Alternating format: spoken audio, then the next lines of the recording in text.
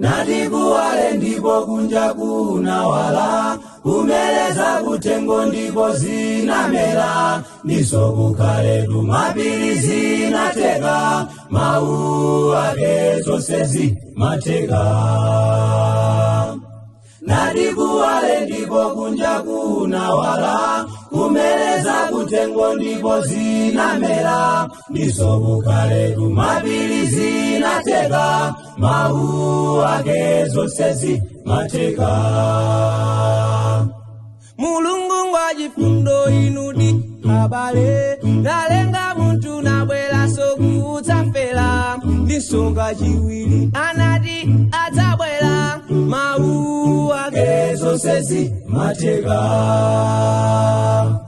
Mulungu wa chifundo inu abale, nalenga muntu nabwera kudzafera, ndisoka chiwiri anati adzabwera, mawu ake zonse zimateka.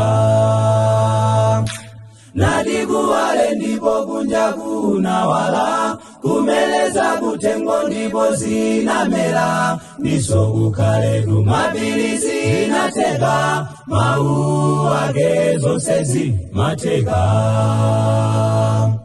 Natikuwale ndipo kunja kunawala, kumeleza kutengo ndipo zinamera, ndiso kukhale tumapiri zinateka, mawu ake zonse zimateka.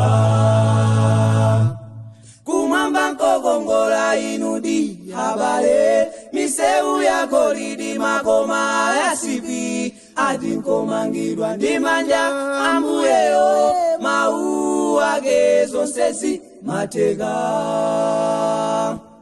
Kumwamba nkokongola inudi abale, misewu yako lidi makoma yasipi, ati nkomangidwa ndi manja ambuyeyo, mawu ake zonse zimateka. Natikuwale ndipo kunja kunawala, kumeleza kutengo ndipo zinamera, ndiso kukhale tumapiri zinateka, mawu ake zonse zimateka.